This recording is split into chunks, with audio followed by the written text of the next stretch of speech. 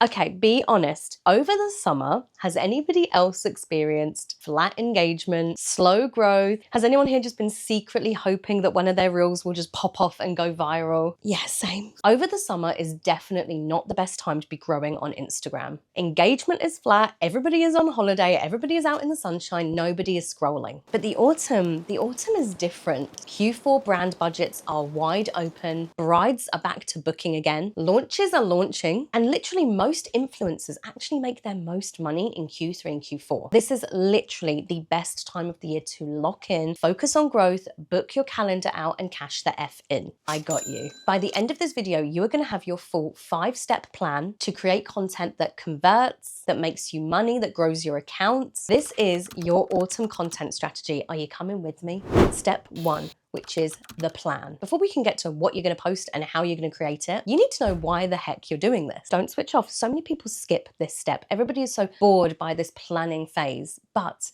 it is the most important step. Because if you skip this step, if you just go straight into the meat and the bones, you're creating without any damn reason, without a target, without a goalpost. How can you score a goal if there's no damn goal net? So I want you to ask yourself, we're going to start right here. What do you want to achieve with your content exactly? Because booking clients and converting clients is going to look very different to growing your account. And guess what? It's really bloody hard to do both. Both require a really different strategy. Why are you watching this video? What would success look like to you if we were to have a coffee date in 3 months? What would you have wanted to achieve? I want you to get super specific about what is the point of this strategy? What is the point of posting? And then I want you to set yourself a 3-month goal related to that. So if you're watching this video and you're like, Kaylee, I want to grow, I want to work with brands, then you need to set a goal that is attuned to that. Maybe you want to work with your first brand at the end of these 3 months. Because it's really, really hard for you to even create a strategy if you don't really know where you're aiming for. And so many of us, we go into content blind. We just post anything and everything when we don't really know, wait, why am I doing this?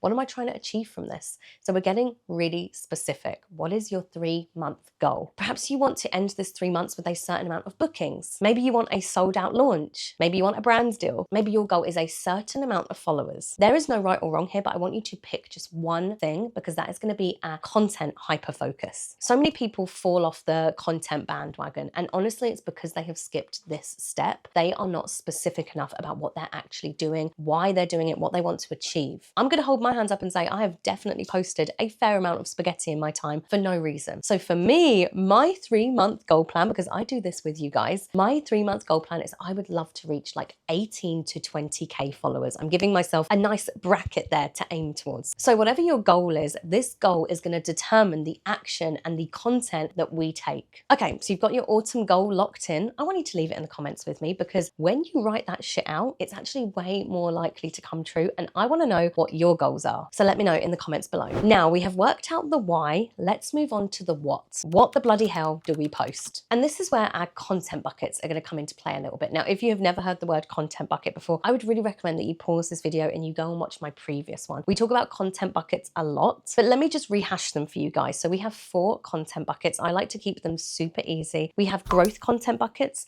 nurture content buckets, conversion content buckets, and the wildcard content bucket. I want you to get a massive piece of paper or your notebook or whatever you are taking notes on. I want you to list out those content buckets for me. So write them in like columns. And under each column, we are going to start to list some ideas. And we're going to call these ideas our drips because I love a theme. We want to fill our content bucket with as many idea drips as we can. Here she comes. I'm so blessed. So let's work on your growth content bucket first. Now we all need growth content bucket. Even if your goal is not specifically to grow your account, I bet whatever your goal is, you're looking to get new eyes on your page. If you're looking to get a booking goal, book out your wedding season, work with brands, you kind of need volume on your page to do that a little bit. And that is what your growth content bucket is designed to do. The content in this bucket is designed to get brand new eyes on your page. This is often the content bucket where we have to play the algorithms game. Then there are certain content pieces or content types that do better and get pushed by Instagram's algorithm better than others. So for example, Instagram is rarely going to put like a 3-minute reel on the explore page. You want to reserve your longer form content for your nurture bucket and concentrate on your shorter form content for your growth bucket. In fact, if you guys want a whole video on the Instagram algorithm, I think it's one of those things that is really useful to understand when you are creating content. I think pretty much anybody who has specific goals out of their content that they want to achieve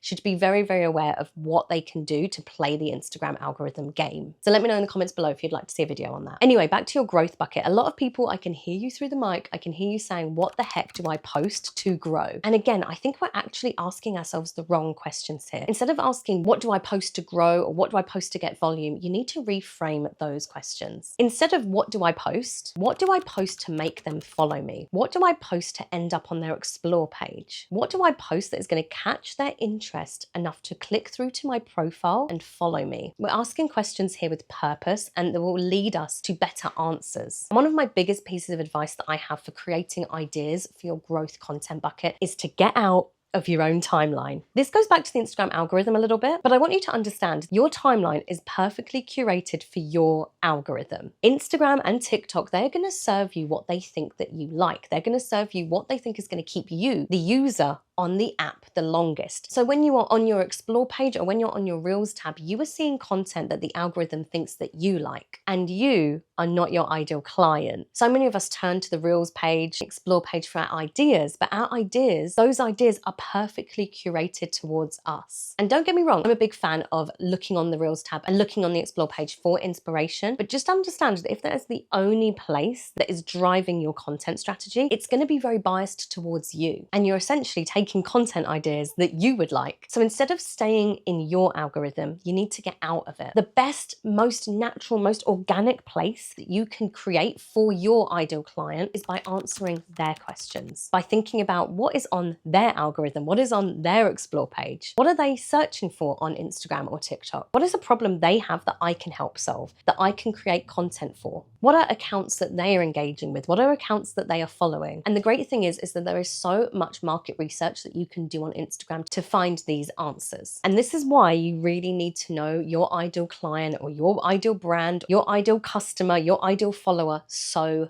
well. Ideal client work absolutely needs to be done when you're in the business of business or in the business of content creation. You need to know how to speak to your clients. You need to know how to talk to your clients in the captions, and you need to know what content that they are resonating with so that you can create it. That is what you speak to in your content. That there is everything that you need. If you just think of what your ideal client is searching for or posting for right now, that should give you ideas, drips for your growth bucket. And that is why I still do a 10-minute, every single day, a 10-minute business scrolly scroll, because I want to know the trending audios. I want to know what are the cool trends right now, what are the cool fonts right now, and I combine that, the format, with my customer. That is how you create content ideas. Now let's just say you have got your drips for your growth content bucket and they have clicked follow. They're still going to be pretty cold, right? There is a man literally watching me out there.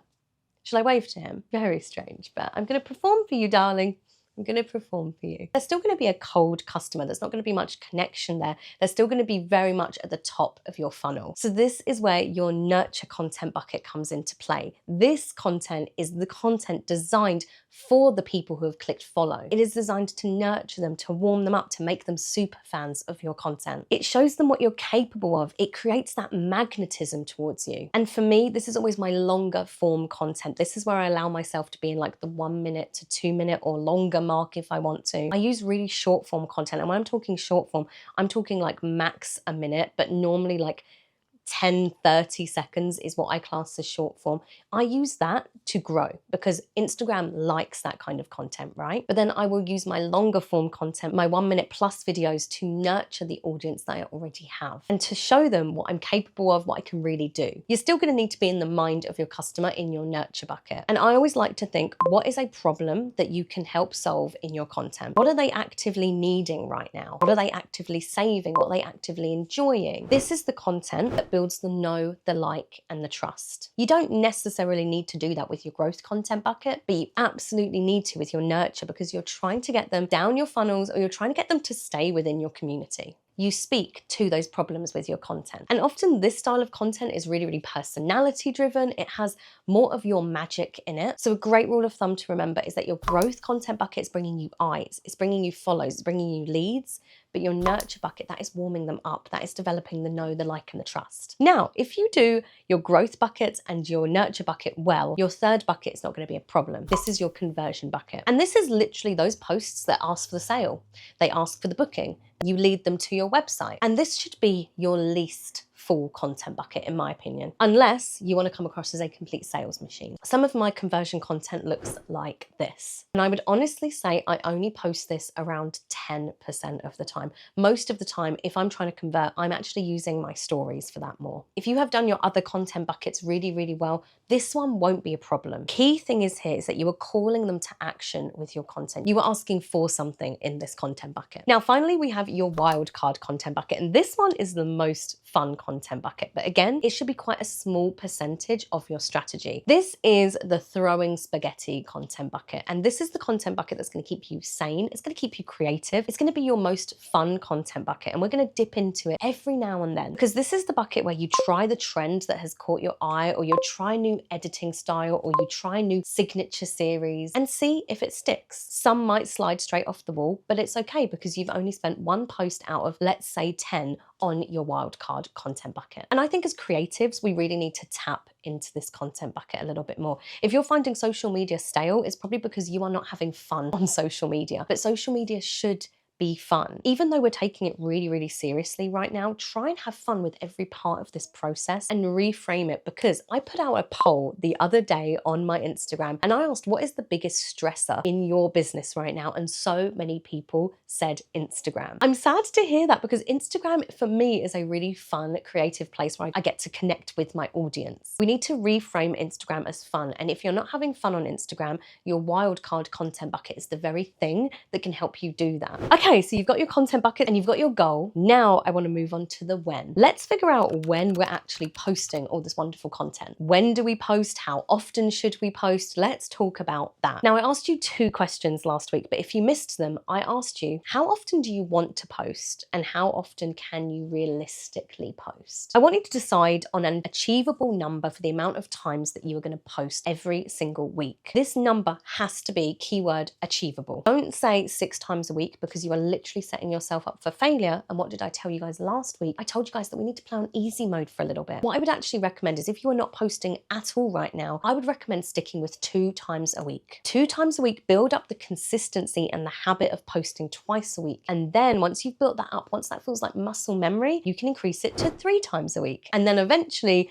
one day, if you want to, you could get to 6. I'm here to tell you as well, by the way, you don't have to post 6 times a week. You don't have to post every single day. You don't have to post 3 times a day. That advice is so common on the internet and in the self-development space, and it is so hard to do that if you have children, if you have a job. If social media is not your job, it is really hard to be able to create 6 pieces of content every single week, let alone multiple times a day. I can hear the question that you're asking, Kaylee, will that help me grow faster? Yes, it will. It's just literally the law of physics. If you were to run 6 times a week, I think you'd get really hurt, but you're going to become a much better runner much quicker. If you spent 8 hours a day learning coding, you would become pretty good at coding pretty quick, right? It's just the way it goes, but don't feel like you have to be there. That is a really unrealistic place to be. So just start small and build up. So you've decided on an achievable number. I want you to take one off of that. Unless that number feels really achievable, I actually want you to take one away from that. So if you decided on 4, I'm going to encourage you to go down to 3, because I know the habit that we have, especially when we're watching videos like this that get us like revved up, we tend to go harder than what we realistically can do. So take one away. So now you've got 3 times a week. That is 12 times a month. So that is 12 posts that you need to create every single month. And that to me feels pretty achievable. Like when I think 12 posts a month, I probably have those sitting in my phone already. So now you've got your 12 posts. I want you to split those into percentages based on your buckets. And this is going to align really with your goals. If your goal is tied to a follower amount on Instagram like mine is, your growth bucket is going to have the highest percentage. That might be, let's just say 60% of your content that's going out is coming from your growth content bucket. I would say the wildcard and the conversion content bucket should always be around 10% each. So you're really playing with your nurture and your growth content buckets here, but put them into percentages, because then you know exactly what you need to be posting from what bucket. And again, this is where we're adding in the strategy. Let's talk specifics, things like posting times and posting days. A question that I get a lot is, do these things matter? And honestly, to me, they do. I've experimented so many times with different times of the day to post and different days. And I've definitely found with my own audience, there are certain certain days that just don't really get as much traction as others. There are certainly bad times for me to post where I'm just not going to get any eyes on my stuff. And the answer to this question is going to be different for every single person. It's going to depend on who your client is, what their lifestyle is. My lowest engaging days are Fridays and Saturdays. If I post on those days, I just know that it's not going to hit as many faces. A lot of my community is makeup artists, and guess what? They normally work weddings on Fridays and Saturdays. The time that they're spent scrolling on social media is a lot lower than during the week.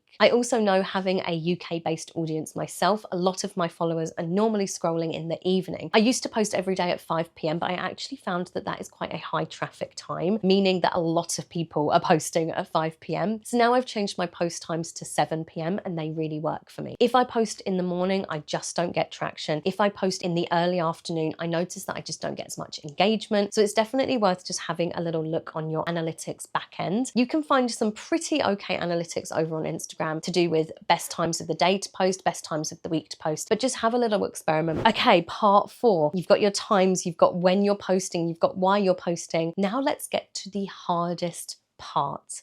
The how. When do we have the time to make this content? Now, this is the part that often trips everybody up. Hands up here who has sat on a video like this or sat on a podcast and made an entire content strategy and never followed through with it. It is easy to do this part. This part here, even though it feels like hard work, is the easiest part. It's actually creating the content that trips people up. And I'm going to call you guys out. I'm going to call myself out right now. If we are not finding the time for things, it is normally because A, we don't care about it enough. B, we don't want it enough. Here's the thing, a universal rule for life. When there's a will, there's a way, right? If there is something that we really want, we normally find a way to get it. And when it comes to posting, if you really wanted to, you kind of would. You would find the time, you would find the pockets of time in your day to create content, to get it out there, you would. People make time for the things that they care about. And I'm here to say that those big creators, the creators that you look up to, the creators that have made it, that are super successful, that are making millions, guess what?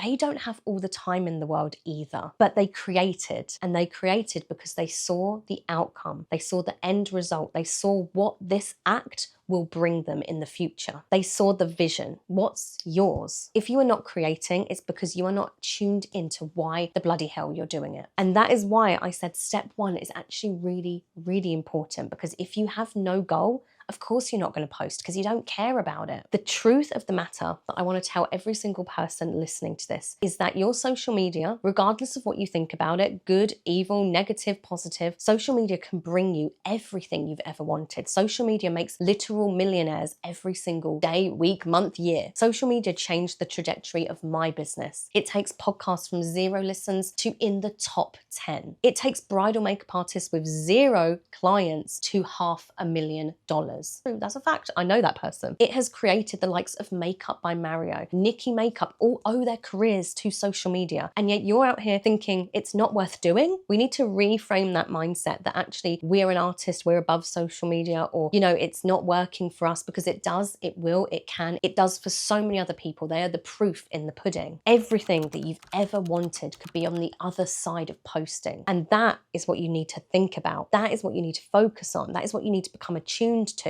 That is why we use social media. And that, if you can tune into it, is the thing that will make you damn consistent. Now let's get into the nitty-gritty of how you're going to post, how you're going to execute this entire strategy. Now the first thing is, don't overcomplicate your content, okay? You are probably sitting on a boatload of content on your phone that you haven't posted. Chances are that entire, let's just say 12 posts that we figured out earlier, you've probably got most of those 12 posts on your phone. Content doesn't have to be so hands-on all the time. You can create an amazing quality piece of content that's a carousel or that's B-roll with text overlaid over the top. In fact, some of my biggest growth content has come from carousels. Carousels that didn't really take me much time to whip up over in Canva. What I would say is lean on that. Lean on content that is kind of easier for you to create, and have one piece of content a week that really involves you getting up and filming it. The second tip that I have for this is to actually plan your time. I really work well in time blocks and batching. I know some people don't really like this, but for me, in order for me to get shit done, I have to time block and manage my time very, very efficiently. I'm going to talk you through kind of my filming routine, because you could pull some ideas out of this if you wanted to. For me, when it comes to creating content, I mark an entire day out of my calendar. No meetings, no podcast interviews, no gym sessions. It is just dedicated to filming content. And the way that I came to this conclusion was I looked at why I wasn't creating content. I looked at what is the reason that is stopping me from creating content? What blocks do I have? And for me, it's not my confidence. It's not that I'm camera shy. It's that if I have things in the middle of the day, let's just say a couple of podcast interviews, I find it really hard to get in the correct energy. So for me, I took that block and I was like, right, we're going to have an entire content day every single week, an entire day where you have nothing in your calendar and the only thing you have to do is to film content. And on those days, these are my most fun days, by the way, but on these days, I always have a slow morning because I love a slow morning and I really ritualize the art of getting ready to film. Again, I can do a whole episode on this alone, but I do feel like you need to have a certain energy when you're on camera, when you're talking to the camera. And for me to get into that energy, I have a little bit of a ritual that I do. I really ritualize the art of getting ready. So when I'm putting my face on, when I'm putting my makeup on, when I'm doing my hair, I make it feel, this is going to sound silly, but I make it feel like I'm getting ready for a night out. I put on a really fun, like confidence giving playlist, something that is just going to fill me with energy, something that makes me naturally move my body. I get ready really, really slowly and unrushed, and then I'll sit down to film about midday. Normally by the time I have sat down to film, I'm looking confident. I find that actually wearing kind of full coverage, camera ready makeup really, really helps me. Make sure that I'm wearing things that I feel comfortable and happy in. I try not to wear anything too crazy or out there or any new outfits because I feel like that will give me a little bit of anxiety. I get myself in the energy that it takes to film. And I don't know about you guys, but there was a time where I was just trying to fit content around everything else that I had going on. So I'll try and fit it around interviews and clients and, you know, general day-to-day admin. And I just found I just didn't have the right energy. I was tired already from whatever I was doing before that. And I wasn't creating with intention. That would never be my best work. So the way that I got around that was I just gave myself a whole day to do it. Speaking of blocks, my filming block,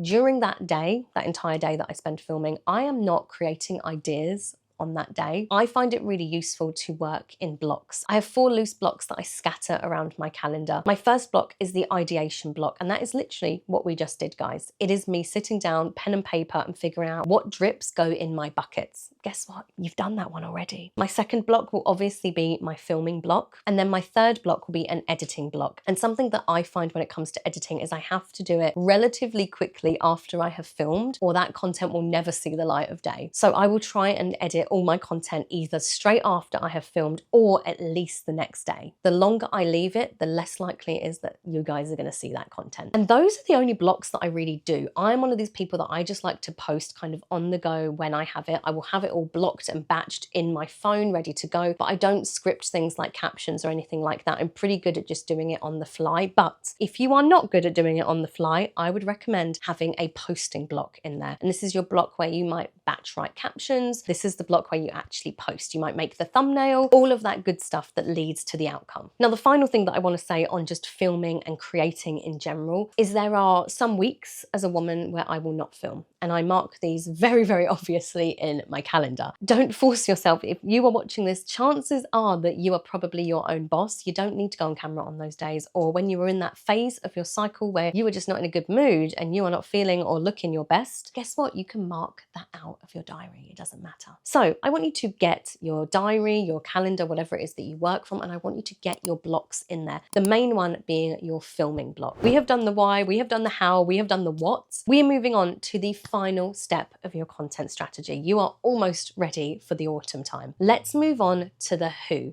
And I'm not talking about who they are.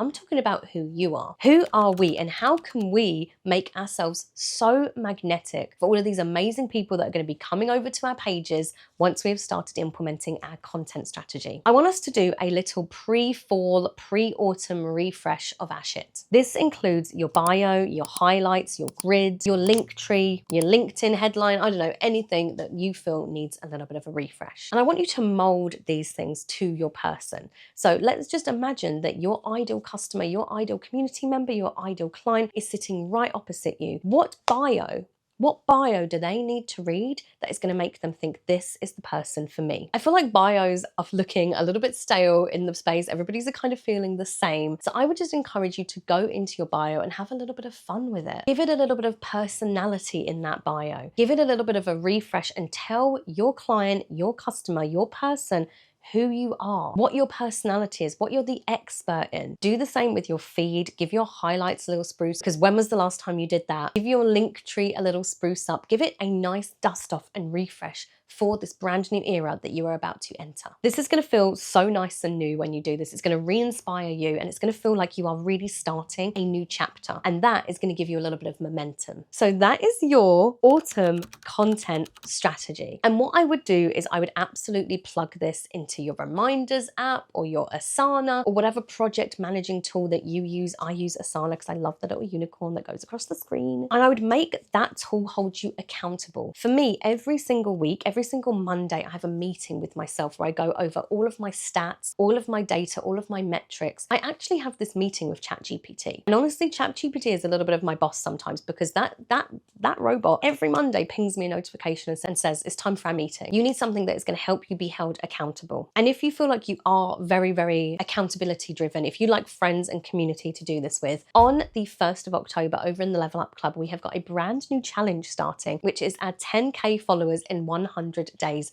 challenge. Now, ignore the followers part, okay? Ignore the followers part. This is just a challenge that gets us posting again, gets the wheels in motion again, gets us restarted and back on the horse when it comes to our content. Obviously, 10K followers is the goalpost and is the benchmark, but we do not need to hit that. If anything, you can set your own targets. But we have a wonderful group chat where we check in every single week with each other, and we tell each other our wins, and we tell each other what's working for us. So if you need a gang to talk to about social media, here is a code that you can use to join the Level Up Club for £50 a year. It's literally £30 a month. Absolute bargain. Absolute bargain. Anyway, I hope that this has given you some structure for the upcoming new quarter, the upcoming new season. And I want you guys to remember that if you have fallen off the horse, if your summer you have posted once or twice, if you're feeling like content is just on top of you and you are not on top of it, it is not too late. A new quarter is literally a new page in your diary. So let's do it together. Please let me know down below, guys, if you enjoyed this video, if you found it useful. And as I am brand new on YouTube, I would love it if you could like, if you could subscribe.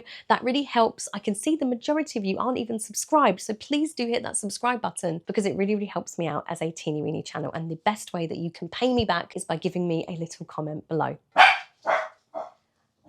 think that's my new lens. Is it my lens? Oh my God. Oh my God. For anybody here that does not understand how big a deal this is my first G Master lens, so things are about to get real over here. I told you I was taking this seriously. Anyway, I will catch you guys back here next week for another video. Please leave your requests below for me, and I will make sure that I will be filming them very, very soon. Have a great week, and I will catch you next time. Bye, guys. Hello. You look at me. Oh, in 14 baby. In 4K. In 4K? Are you in 4K? Are you in 4K?